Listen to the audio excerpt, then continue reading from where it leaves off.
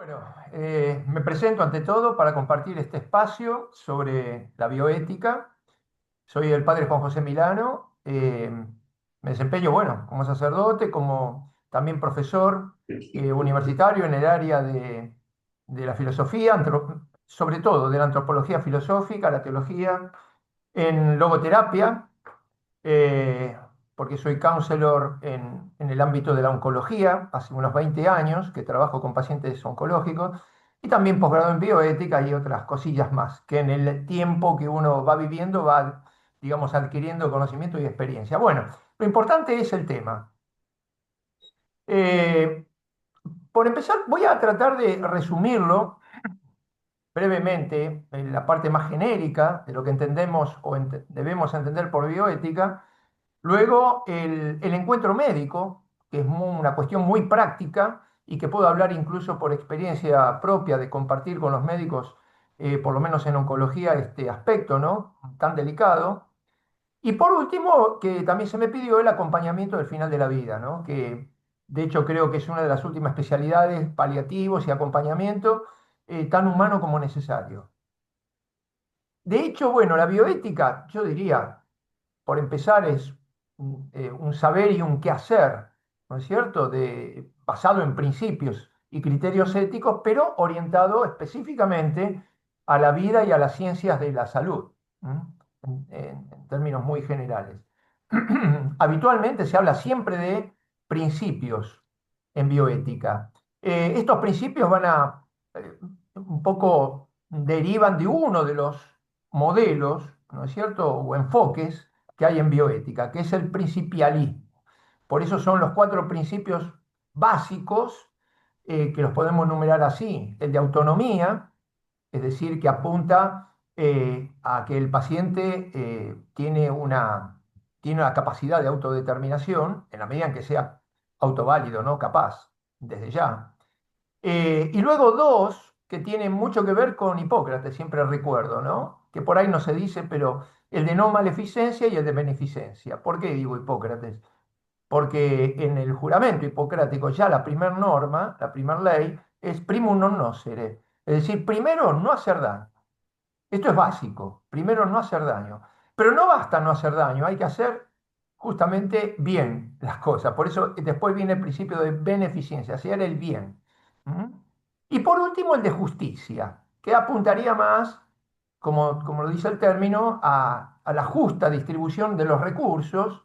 Ahí entra mucho después el tema concreto de, digamos, de la administración de la salud. Diríamos en términos no solo privados, estatales, las políticas digamos, sí, universales que hay del derecho a recibir la atención médica apropiada, etcétera, etcétera, etcétera. Estos son los cuatro principios fundamentales que, como digo, brotan de uno de los modelos, el principialismo, porque los otros tres, que no me voy a atender o a detenerme en los modelos porque sería demasiado extenso, me quiero detener sobre todo en el por qué y el para qué, porque cuando hablamos de principios, modelos, sobre todo modelos, uno se pregunta, bueno, ¿este modelo que es arbitrario? ¿Se le ocurrió a uno o dos personas?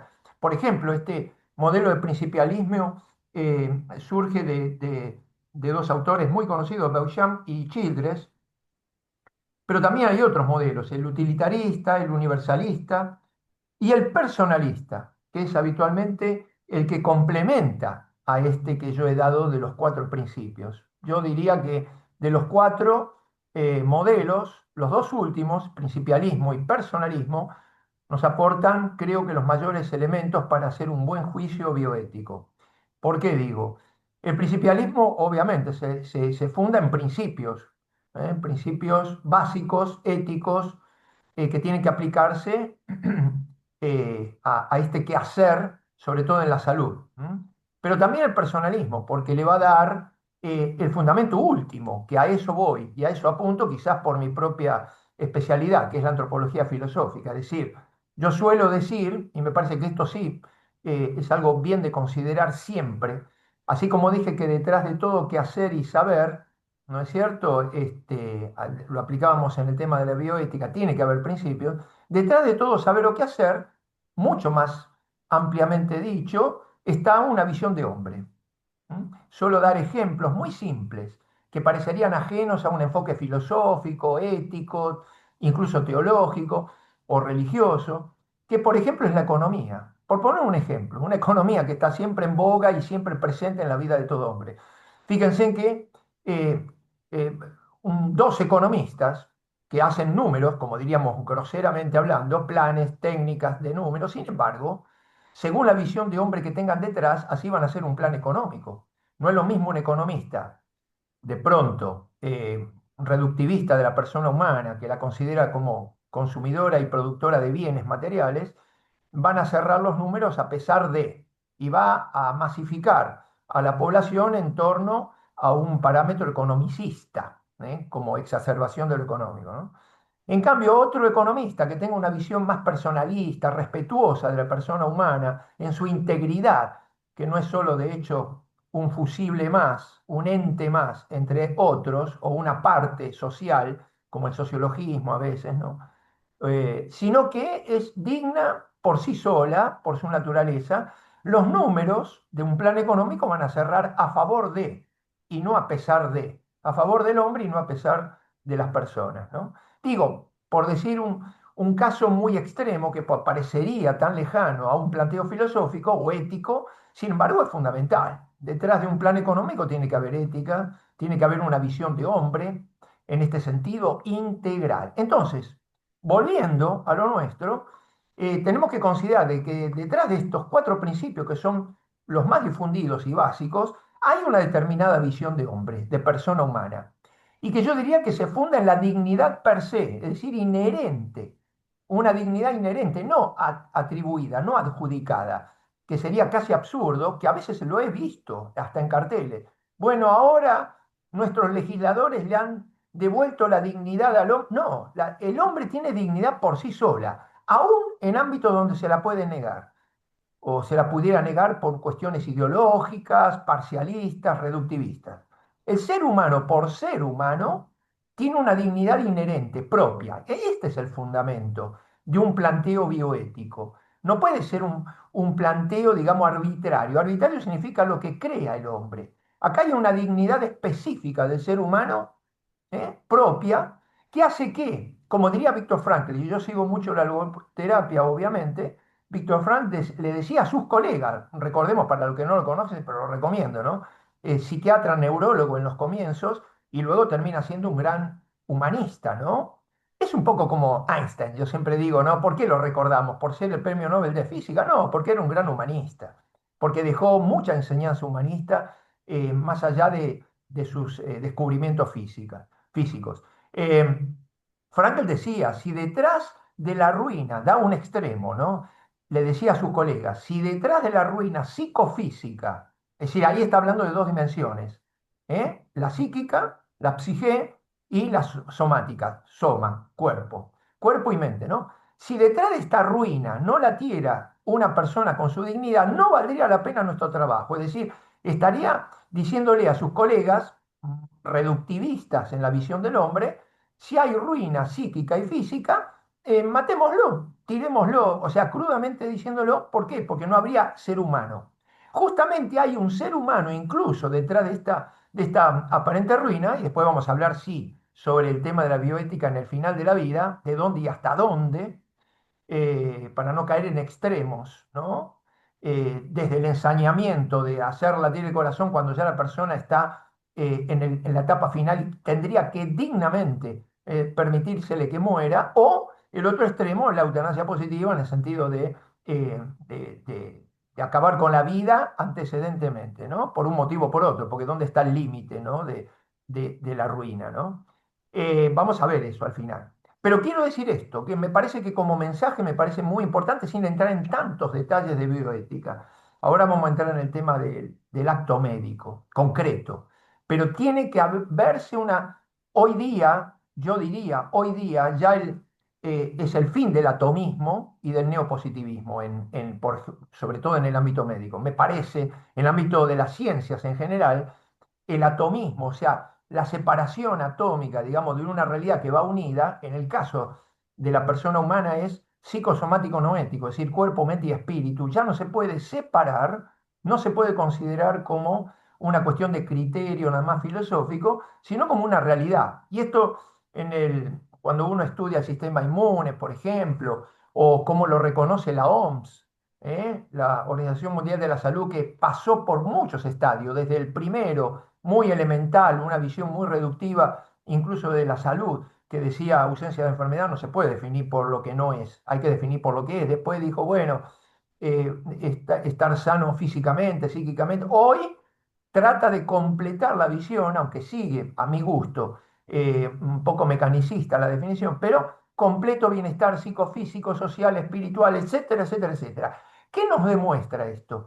Que creo que estamos volviendo, sobre todo en el ámbito técnico y científico, incluso eso, no solamente humanista, que ya es bastante, a la integridad de las realidades, en este caso del ser humano, ¿no? Se tiene que considerarlo en todos sus aspectos, porque, por dar un ejemplo, yo que estoy en oncología, si consultamos el sumario PDQ, Precision Data Query, o sea, sumario de cuestiones médicas en oncología del Instituto Nacional del Cáncer de Washington, que está en la web, vamos a ver que hay un capítulo entero, creo que con 47 ítems por ahí, dedicado a la espiritualidad en el paciente e incluso en el médico. Me parece que esto lo doy como ejemplo muy sencillo, ¿no? Y como por ejemplo la búsqueda de equipos interdisciplinarios que hay en los hospitales, ¿no? Transdisciplinarios, que sería mejor, o sea, que se entrecrucen consideraciones y valores de una disciplina y otra, porque estamos abordando al hombre en su integridad. Y esto me parece que es fundamental. O sea, que lo que funda un buen criterio bioético en clínica médica es justamente esto, la integridad del ser humano. Ya no se puede soslayar y no se puede atacar, digamos, en el sentido de abordar, ¿no? Al ser humano parcialmente, como si el médico fuera, como decía irónicamente Víctor Frankl, ¿no? Este, como si fuera un técnico del cuerpo, decía con ironía y duramente, ¿no? No es un técnico del cuerpo, no es un mecánico, decía, perdón. Las palabras de Frankl era, no somos mecánicos del cuerpo. Esto es muy importante. ¿Y esto qué es? Volver en este sentido al origen, a Hipócrates, que hemos citado, ¿no? Porque Hipócrates, no olvidemos que decía, el arte médico, incluso lo definía como un arte, el arte médico se funda en el amor al hombre. Cuidado. Yo a veces le digo a los estudiantes de medicina y en algunos ateneos médicos que he dado, en algunos hospitales, sobre todo en los residentes, ¿no?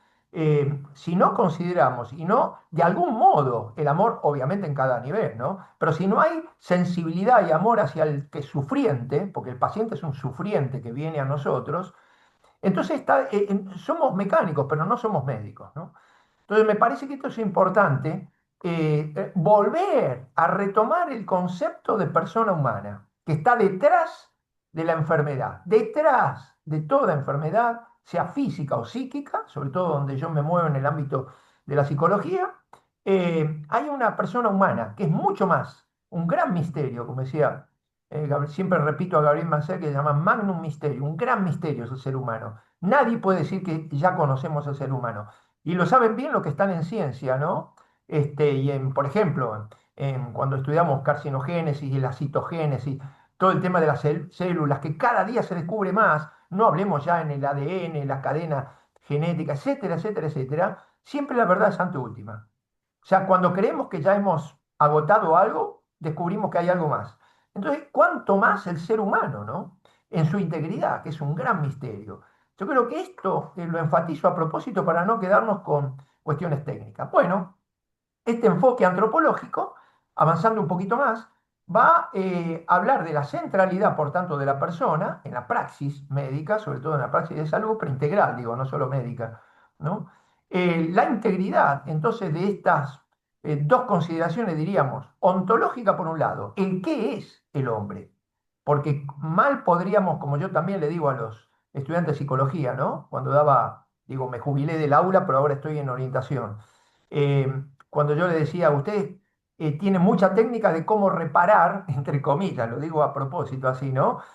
Trastornos, traumas, conflictos de toda índole, sin saber qué es el hombre todavía, ¿no? O sea, no hay una materia básica que sería antropología. Como en medicina tendrían que haber materias como relación médico-paciente, cómo atender al paciente, quién es el paciente como persona humana, porque no hay enfermedades sino enfermos. No hay enfermedades sino enfermos. Y cada persona es única, con su historial, con sus expectativas, sus motivaciones para salir o no, para que ponga en esa relación médico-paciente su 50%, como solemos decir vulgarmente, decir que el paciente tiene que tener injerencia en su propio proceso de sanación. No es una materia amorfa que se pone en manos del médico, ¿no? Sino que justamente un buen médico hace que el paciente se involucre. Entonces, esta dignidad está dado por esto, por ahí, esta visión integral de la persona en su tridimensionalidad, en su ontología. Y también, que ya eso lo he dicho, pero también en su dinámica existencial, que va a tener que ver con la relación del médico con el paciente y con la familia. Obviamente depende qué tipo de patología, ¿no? No es lo mismo traumatología que oncología. Yo en la oncología tratamos integralmente y qué quiere decir, incluso con la familia, cómo acompañar al paciente en el proceso de un tratamiento cruento, invasivo muchas veces, ¿no? Que a veces produce más efectos que el mismo cáncer. Entonces, hay acá, en esta dinámica existencial, como cuando yo enseño antropología, que yo digo el ser humano, la persona se hace humana y persona, en tanto y en cuanto se encuentra dialógicamente con el otro. Y esto va a regir para el sujeto, para el paciente que viene a la consulta, para el médico, para la familia, esta importancia del encuentro, el encuentro, ¿no? El encuentro empático, el encuentro en la escucha. Fíjense que la escucha en el ámbito médico es fundamental, ¿no? La famosa anamnesis, ¿no es cierto? La importancia de esta visión, diríamos, más integral, que hace a las 3 C, que yo siempre les recordaba, sobre todo a los médicos jóvenes, que por ahí ponen cara de decir, ¿qué es esto? Curar, cuidar y consolar. Que los médicos de edad y todos los que hemos sido formados en otros tiempos, teníamos muy claro que el trabajo médico no es solo, entre comillas, procurar la cura, técnicamente hablando, ¿no? Sino también cuidar y consolar. Y estas dos partes, estas dos también tareas suelen omitir, ¿no? Suele estar mucho más, por supuesto, el enfermero o enfermera más en contacto con el paciente que el médico. Que bastaría pasar por la sala, tomarle la mano, una palmada en la espalda y decir, bueno, estamos viendo, va todo bien. Todo eso que parece trivial no es más que, si pudieran estudiar psicología en este aspecto, se darían cuenta de la importancia del contacto físico, de apelar a la confianza que tiene que tener el paciente con el médico, en este tema de la relación médico-paciente fundamental, el vínculo, ¿no es cierto?, que se traza entre el médico y el paciente va a ser fundamental. Tengo muchas anécdotas, pero ahora me viene uno que me han contado, que no es las anécdotas que yo suelo tocar, que son de mi propia experiencia. Pero hay uno que es un caso muy conocido en Estados Unidos, un gran juicio millonario por mala praxis, donde intervinieron 10 médicos. Se los hago corto, ¿no? El paciente le hicieron, la familia le hicieron juicio tremendo a 9 y no a uno de los 10, que intervinieron los 10. ¿Y por qué a uno no? Porque ese uno X llamaba todos los días a la familia y al paciente cómo estaba después de esa mala acción, esa mala praxis, y porque fue, digamos, compasivo y comprensivo con la situación del paciente y de la familia, a ese médico no le hicieron el juicio, le hicieron a los otros 9. Esto es un caso muy interesante de lo que significa el vínculo, la confianza, la importancia del vínculo aún en este caso, ¿no? En una mala praxis, ¿no? Como que la gente se compadeció del médico que estaba dolido y estaba atento a la evolución del paciente, y no a los otros 9 que se desentendieron olímpicamente. Yo creo que todo esto, no me cansaré de decirlo y cuando me dan oportunidad de hacerlo en ciertos ateneos o en ámbitos médicos, lo voy a insistir hasta el infinito, ¿no? Porque además ayuda al médico. El médico que lo practica sabe que esto lo ayuda en todo sentido, porque no hay mejor cosa que ganar la confianza del paciente, ¿no? Todo esto es el vínculo y esto también es bioética. No es solamente qué hacer y no hacer en algún aspecto. Si se permite, el paciente se niega a ser operado y eso lo va a llevar a la muerte. Esos son dilemas así llamamos, yo estuve en comité de bioética, grandes dilemas de bioética muy particulares que podríamos estar días y días y días analizándolos. Para mí me parece que si comprendemos el aspecto humano y humanizante de la relación médico-paciente, tendríamos más de la mitad del circuito de grandes dilemas bioéticos, lo tendríamos resueltos.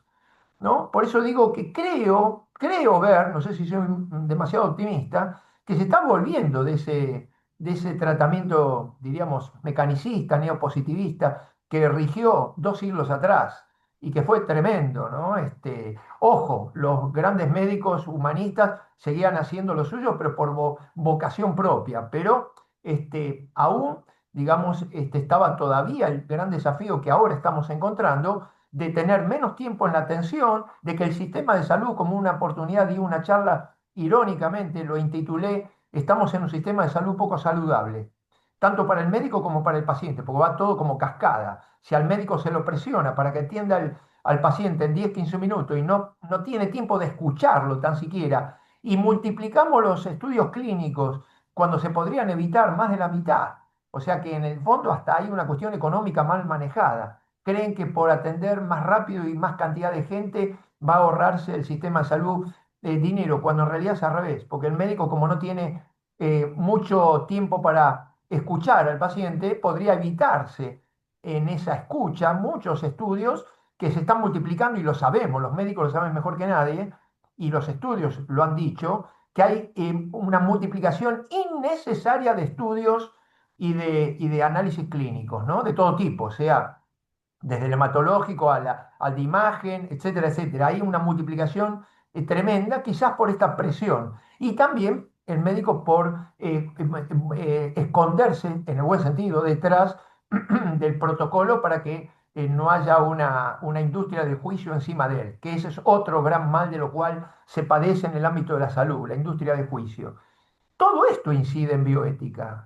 Por eso tantos resguardos, tantos temores, pero a la vez que hay grandes temores, no se ponen los medios que le den la libertad y la tranquilidad y la paz al médico para que pueda hacer su trabajo con dignidad, ¿no? Muchas veces al médico no se le permite hacer esto, ¿no? Por eso siempre cuando los pacientes se vienen a quejar muchas veces de que el médico lo trató en poco tiempo, como un protocolo y nada más, yo le digo, pero ¿saben cómo están trabajando los médicos? No tienen ni idea. Por algo, el burnout reconoce que los que van a la cabeza de todo el mundo profesional es el médico. O sea, la quiebra profesional, el burnout, van a la cabeza los médicos. No es casual. Esto no es casual. Y esto lo atribuyo no al trabajo en sí, tan hermoso y tan, como yo digo, admiro a los médicos, porque es un trabajo humanista. No es solo técnico, repito, pero como están trabajando ahora, los quiebra el sistema. El sistema quiebra como un fusible a muchos médicos. Esto ahí lo digo abiertamente, ¿no? Y me hago cargo de lo que digo. Pero creo que nadie lo podría discutir, porque es así, está más que comprobado, ¿no? Por último, diría, y ya me queda poco, ¿no?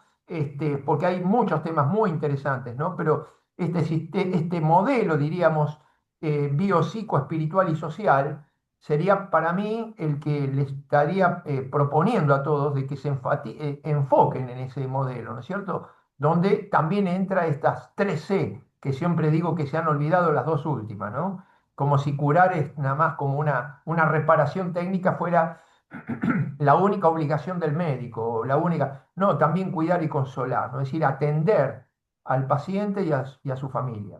Al final de la vida, y con esto creo que me queda unos menos de 10 minutos, creo, por lo que vi.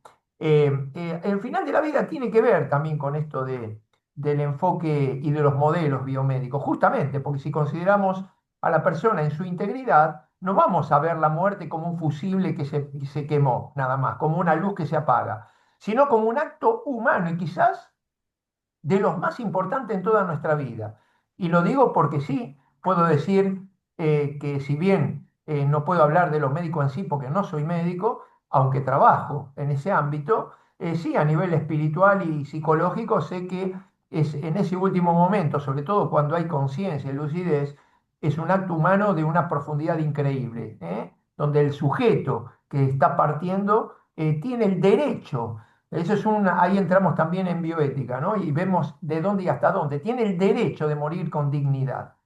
Y esto va a plantear muchas cuestiones, el ensañamiento terapéutico, que no hace falta que se lo diga porque me están escuchando médicos, lo que significa esto, la reanimación cardiovascular hasta dónde, porque podemos obligar, lo sabemos muy bien, en este aspecto a que siga latiendo el corazón, pero la persona ya hasta diríamos, ya clínicamente está muerta, ¿no? La ventilación, de dónde y hasta dónde, que eso sí es obligación en el aspecto bioético cuando la persona está en la etapa final. Lo único que, digamos, está obligado a darse es ventilación y hidratación, ¿no? Porque si no sería una muerte cruenta que le estaríamos proporcionando, ¿no? Pero hidratación y aireación propende, diríamos, a un final digno. No están obligados, por ejemplo, a la nasogástrica con alimento forzado, etcétera, etcétera. O sea, respetar el final significa morir con dignidad, lo cual no es lo mismo que matar. Son dos cosas distintas. Dejar morir, ¿no? Cuando ya no hay nada, absolutamente nada, es irreversible, por edad incluso, ¿no? Porque yo he visto, ¿por qué tiene que morir un anciano? Por poner un ejemplo, un anciano de 90 años en una mesa de terapia intensiva todo entubada, ¿no? Cuando tendría el derecho, como hacían antes, ¿no? Yo con la edad que tengo, 71, he visto el final de muchos abuelitos en casa, rodeado de sus queridos, sus afectos, tomados de la mano de sus nietos, lo he visto, y eso es irse con dignidad y no solo en una mesa fría, entubado. Después me podrán decir, bueno, estamos obligados, me podrán decir los terapistas, todo lo que quiera. Está muy bien, porque el sistema casi se volvió inhumano. El sistema no es el problema del médico, el problema es del sistema. Siempre se digo lo mismo, el sistema habría que revisarlo, ¿no? En esto, cómo humanizar, como por ejemplo en paliativos, cómo decir, bueno, acá técnicamente se hizo todo, cómo enviamos a esta persona para que esté asistida por gente especializada, profesionales y la familia al lado cuando no pueda estar en casa, que sería casi, diría, lo más deseable, porque no hay mejor cosa que el final en casa, ¿no? Yo por lo menos desearía, y lo he dicho en un Ateneo médico, le digo, ¿ustedes cómo desearían terminar sus días? ¿En casa con sus seres queridos o en una terapia intensiva, entubado innecesariamente? Porque cuando se puede hacer algo, bueno, perfecto, pero innecesariamente no. Y lo sabemos muy bien cuando ya se ha agotado toda perspectiva de salir de todo esto, ¿no?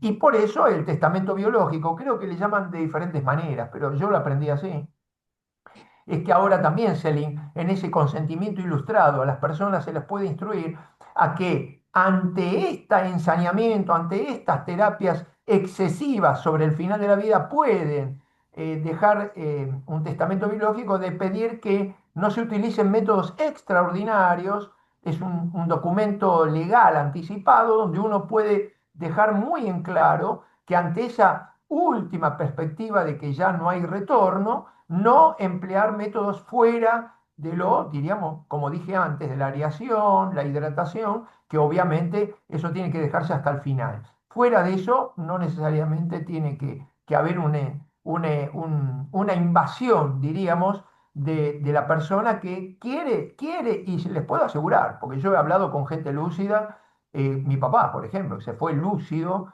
en el final de la vida, y necesitan descansar en paz, como se suele decir la frase famosa, pero no es cuando ya está muerto, sino cuando está en proceso de finalizar su camino en la tierra, diríamos así, ¿no? Es decir, tenemos derecho a irnos en paz. Yo creo que esto cualquiera diría lo mismo, ¿no? Yo creo que más allá del sistema, cómo nos obliga a una cosa u otra, ¿no? Por eso digo, con esto termino, porque por ahí alguien quiere decir algo, no sé si el espacio lo permite.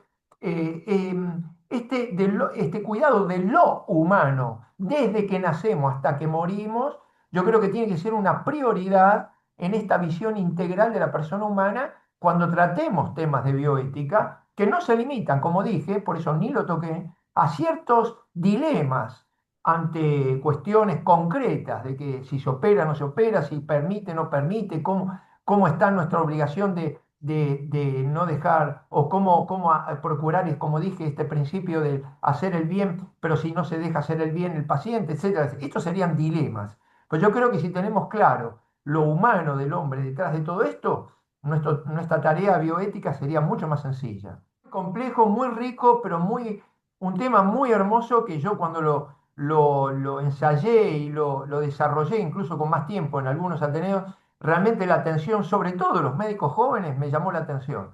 Como que están ansiosos y ávidos de que le den herramientas, como me dijo uno de ellos, ¿no? ¿Cómo usted transmite, por ejemplo, cómo transmitiría el diagnóstico oncológico? Por darte un ejemplo, ¿no? Es decir, cómo están interesados en ese aspecto que no se le da herramientas al médico, joven sobre todo, de cómo tratar al paciente sin el miedo de quedar afectado. Como uno me dijo, yo tengo miedo de empatizar y que me haga mal a mí. No, de ninguna manera. Quiere decir que hay herramientas, e incluso profesionales, de cómo incluso empatizar, cómo involucrarse con el paciente, aún sin terminar siendo afectado uno, porque eso sería justamente un no manejo profesional de la situación. Involucrarse con el otro. Eso es natural en todo ser humano sano, ¿no? Una persona sana no es, por ejemplo, digo sano porque un psicópata no tiene conciencia ni le importa la vida del otro, pero cualquier persona sana, imagino que un médico, si tiene esa vocación es porque le importa al otro,